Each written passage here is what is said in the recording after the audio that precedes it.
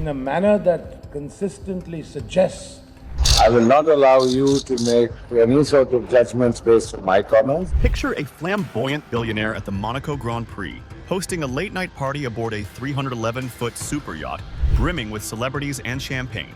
That was Vijay Mallya at the height of his glory. A man once known as the King of Good Times for his opulent lifestyle of yachts, private jets, vintage cars, mansions, and non-stop parties. Fast forward a few years, and that same man is being ushered into a London courthouse, branded a fugitive wanted for over $1 billion in unpaid debts and accused of financial crimes. Vijay Mallya's journey from celebrated Formula One team owner and business tycoon to international fugitive is a saga of meteoric rise and dramatic fall. How did one of India's most prominent businessmen, a man who once personified glamour and success, end up as a wanted outlaw fighting to stay in exile? Let's dive into the captivating story of the Playboy billionaire who had it all and lost it all. The rise of Vijay Mallya. Vijay Mallya was born into wealth. On December 18, 1955, inheriting the vast business empire of his father at a young age. When his father, Vijay Mallya, passed away, 28-year-old Vijay took the helm of United Breweries Group, a sprawling Indian conglomerate with interests ranging from beverage alcohol to fertilizers. He quickly proved himself a savvy businessman. Throughout the 1980s and 1990s, Mallya expanded the family's liquor business and acquired stakes in pharmaceuticals and chemicals. He became chairman of India's largest spirits company, United Spirits, and held top positions in global firms. By the mid-2000s, Vijay Mallya was a force to be reckoned with in Indian industry. He had a knack for spotting opportunities and wasn't afraid to pursue bold ventures. In 2005, he launched Kingfisher Airlines, a luxury airline named after his flagship beer brand, famously timing its first flight on his son Siddharth's 18th birthday. Kingfisher Airlines took to the skies with impeccable style. At its peak, it was known for top-notch service, red uniformed flight attendants, and an emphasis on the good times vibe that Mallya championed. It quickly became the second-largest domestic airline in India, a remarkable achievement for a new carrier. Mallya's empire wasn't confined to business either. He dabbled in media and even entered politics, serving 2 terms in India's parliament, Rajya Sabha, from 2002 to 2016. By the 2000s, he had cultivated an image as an out-of-the-box thinker, a maverick businessman, and even a sort of populist showman who wasn't shy to boast about his success. Life in the fast lane, king of good times. It was Vijay Mallya's flamboyant lifestyle, as much as his business acumen, that made him a household name. He relished the nickname King of Good Times, which came from an advertising slogan for Kingfisher beer, but seemed to apply just as well to his personal life. Mallya lived life luxuriously and unapologetically so. He owned a fleet of custom cars, as well as a private Airbus A319 jet with his initials emblazoned in gold on the engines. His Bangalore residence was a $20 million penthouse atop a skyscraper, a 2-story replica of the White House, complete with helipad and grand reception halls. He also maintained sprawling villas and estates in India and abroad. To get a sense of Mallya's opulence, one needs only to peek inside his private jet. The cabin of his personal Kingfisher Airbus A319 was outfitted with plush cream leather seats, a bar and lounge area, and luxury amenities fit for a flying palace, pictured above. This custom corporate jet, tail number VTVJM, truly embodied Mallya's motto of flying the good times in style. From air to sea, his indulgences were equally grand. Mallya's pride and joy was the Indian Empress, a 95-meter super yacht. Every year during the Monaco Grand Prix, he would throw an exclusive party on board with Hollywood stars, supermodels, and F1 drivers mingling on deck under the Mediterranean sky.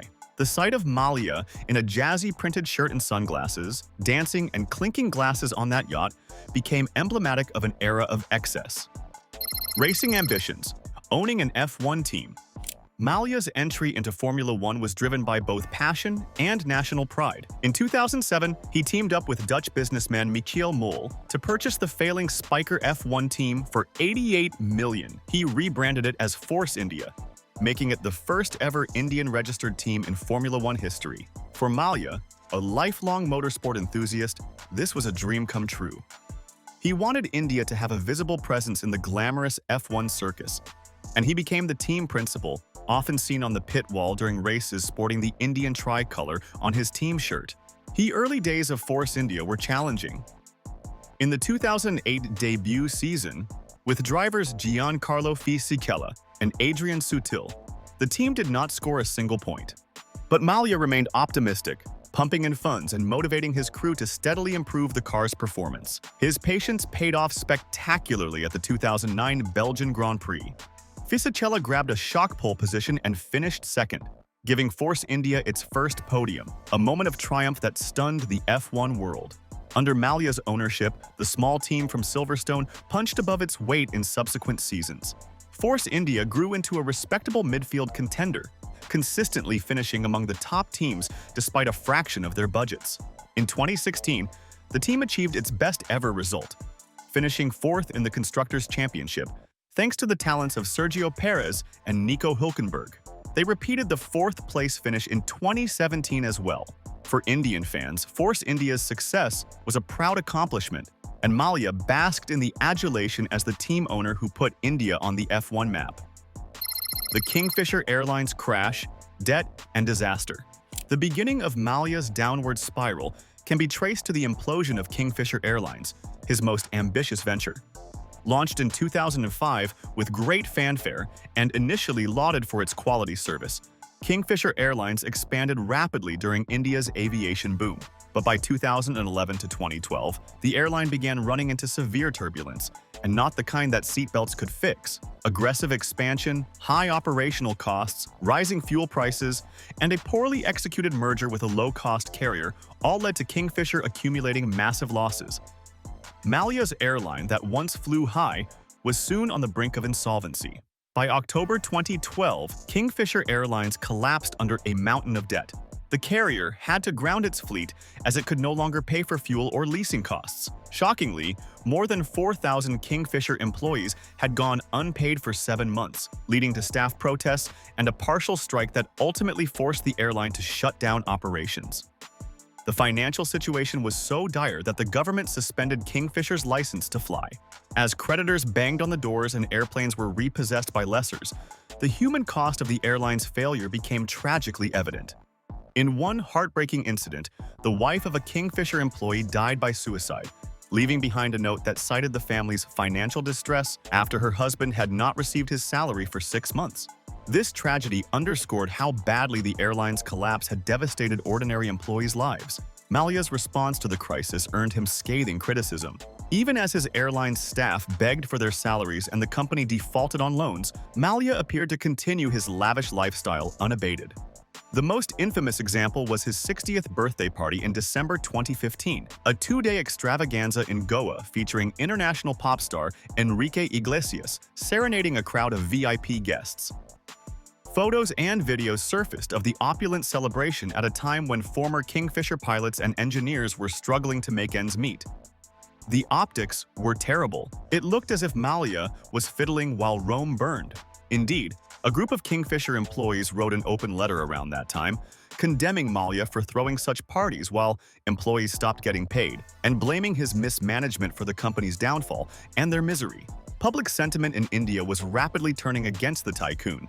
He went from being a lovable rogue of the business world to the face of corporate irresponsibility almost overnight. Exile in London, legal battles and luxury. Vijay Mallya's departure from India marked the start of a new chapter, one where he would live in self-imposed exile in the United Kingdom, fighting to protect his wealth and freedom.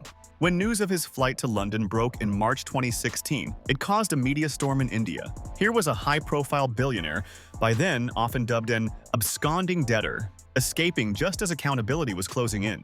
Mallya, for his part, insisted he hadn't run away. He claimed he was an international businessman who traveled frequently and that he left India to be closer to his family in England, not to flee justice. Few in India bought that explanation.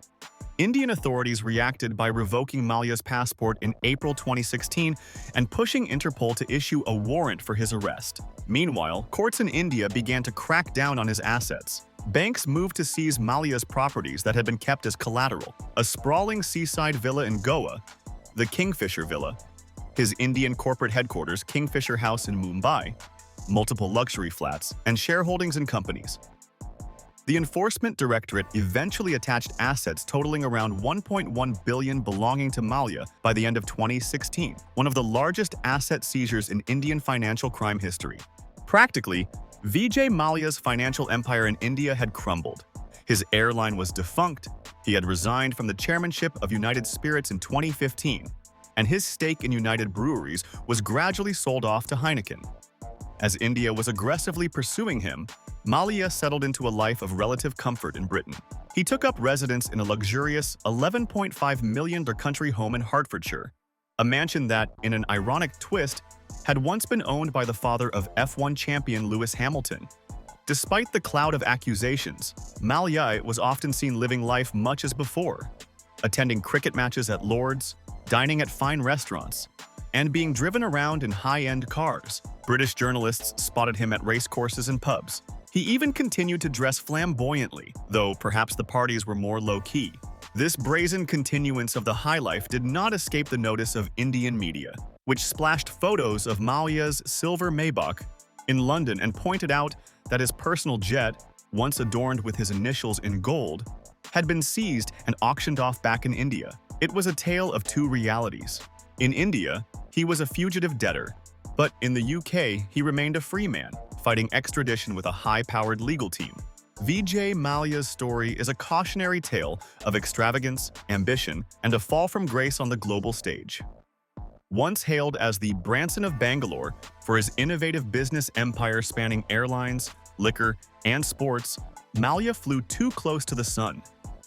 His flamboyance and appetite for risk led him to build an empire that dazzled millions, but it was built on fragile foundations of debt. When the winds changed and the debts came due, the king of good times found himself with nowhere to hide. In a final twist of irony, the man who launched an airline and owned a Formula One team had to flee on a jet to escape the consequences of his own actions. Emotionally, the saga evokes both awe and anger. Awe at the sheer audacity of Mallya's lifestyle, the parties on private yachts, the personal fleet of airplanes and supercars, the pet stud farms and mansions, and anger on behalf of those left in his wake, the employees who went unpaid, the taxpayers who indirectly footed the bill for the defaulted loans, and the fans who saw a national icon tarnish his legacy.